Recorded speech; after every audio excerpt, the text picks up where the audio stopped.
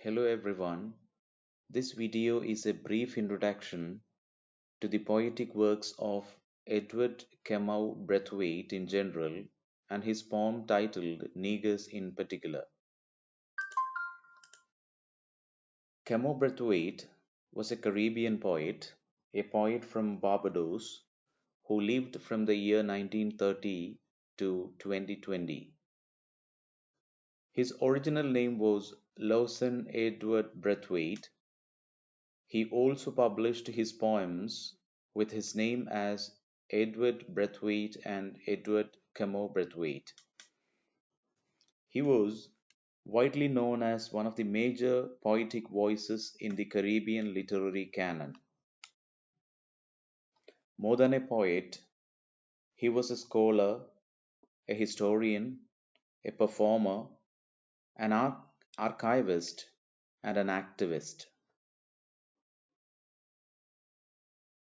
He is known for his studies of Black cultural life both in Africa and throughout the African diasporas of the world. Let's have a look at his life and career. Braithwaite was educated at Harrison College in Barbados and Pembroke College, Cambridge University. After his education, he became an education officer in the Gold Coast, Ghana, with the Ministry of Education. Later in his life, Braithwaite became a professor of comparative literature at New York University, dividing his residence between Barbados and New York. It was this year, the year 2020, that he breathed his last. Braithwaite is the author of numerous collections of poetry. The collection of poems titled Eleguas, published in 2010, was won the Griffin International Poetry Prize. He also wrote Slow Horses, Ancestors, Middle Passages, Black plus Blues, Rites of Passage, Mars, Islands. The Arrivance was a trilogy.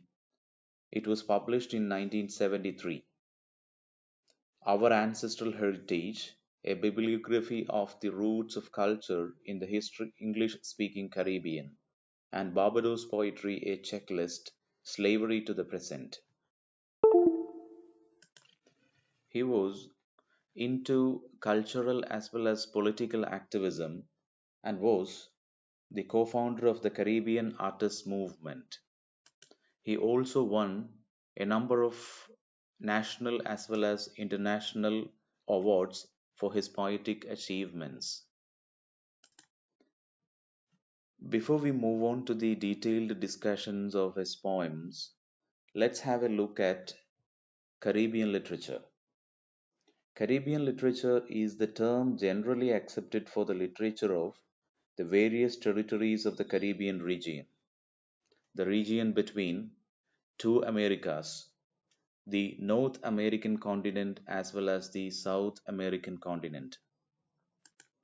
In between the two continents of Americas, there were a number of islands which were under European as well as British colonial hegemony till 19th and 20th century. All these colonies share, apart from the common factor of English language, a number of political, cultural, and social associations which make it useful to consider their literary output in a single category called Caribbean literature. In fact, more than 1.5 million Africans, along with many Indians and South Asians, were brought to the Caribbean between the 15th and 19th centuries.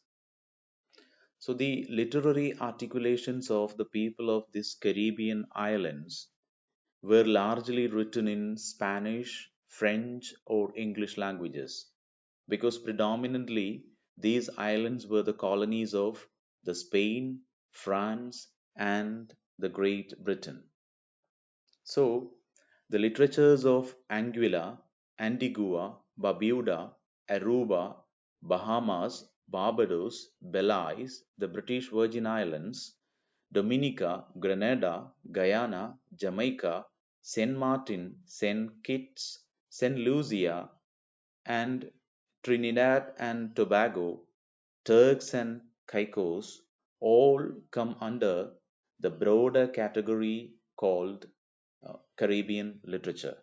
And Trinidad and Tobago is quite familiar to all of us because the great Booker Prize winner V.S. Naipaul, who was a writer of Indian origin, actually belongs to Trinidad, and his grandparents were from India, who were plantation workers. Now let me show you the map of the Caribbean region, the Caribbean countries. This is United States. This belonged to the Northern American continent, and this is the Southern America, and we have South America, and we have Mexico here, Honduras here, Nicaragua here, and between these two continents we have Caribbean Sea over here, and surrounding this place there were a number of islands.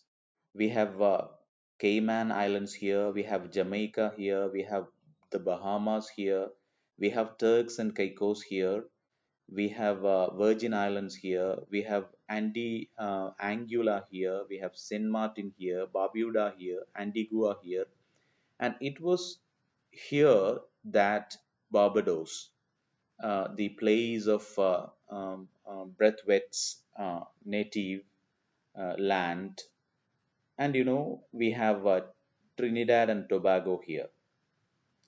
So, in spite of the geographical differences, all these islands in the Caribbean Sea shared the similar kind of a cultural, political context.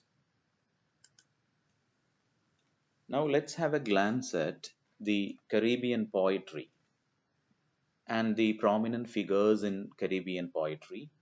Derek Walcott, who won the 1992 Nobel Prize for Literature, was a very prominent figure in the genre called Caribbean literature. Apart from him, there were Kamau Braithwaite, Lorna Goodson, Wayne Brown, Dennis Scott, David Debidine, Cyril Debiden, Claire Harris, Diane Brandt. Among all these poets, Braithwaite belonged to Barbados, which was a British territory. Most of the British controlled Caribbean became the West Indies Federation after independence before they got separated into many separate nations. Now let's see what were the features of Caribbean poetry.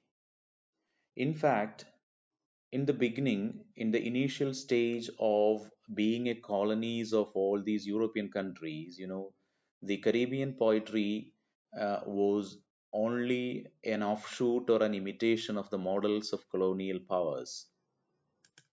These nations, in fact, shared the similar kind of a political, cultural, and social ties apart from the unifying factor of the English language, though they were the colonies of varied countries as Spain, France, Great Britain, and the Netherlands. Prior to the 1940s, in fact, it was after 1940s that these countries became independent from all these colonial control, and it was actually 1960s that they literally got rid of the colonial control. So poetry before 1940s was really English poetry, and it was almost like all these works were like the works of ruling class of Englishmen and travelers recording their impressions of the sugar isles and the exhilaration of British imperial sway in an idealized tropical paradise. But after 1940s, what happened was that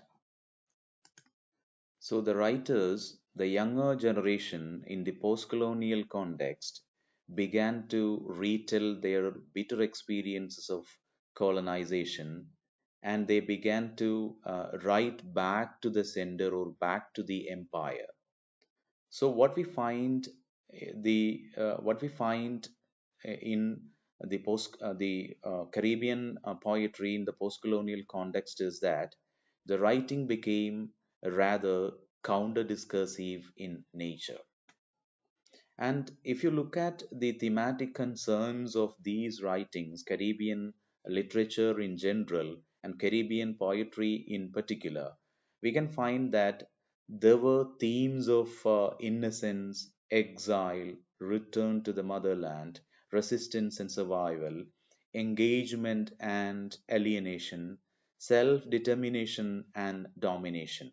All these thematic concerns, in fact, stem from their experiences of being colonized over the years by the European as well as the British, the European countries as well as the British.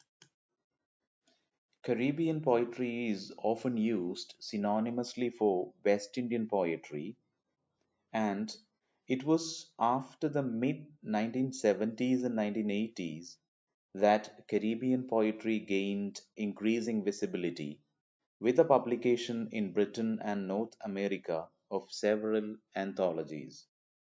Over the years, the canon has shifted and expanded, drawing both on oral and literary traditions, and with different styles evolving in response to the in response to the changing social and political conditions. But initial stage, the Caribbean poetry is characterized by an oral tradition, and this tradition had been suppressed for a number of years under the colonial rule, but it could never be destroyed. After long years of suppression, the folk and oral traditions, combined with other aspects of Afro Caribbean cultural experiences, it led to the emergence of what Edward Camus Braithwaite theorized as the idea of nation language. I mean, it was the a kind of a language that was combination of the oral traditions of the Caribbean regions as well as the language as well as the cultural experiences that they got handed over to from their colonial powers.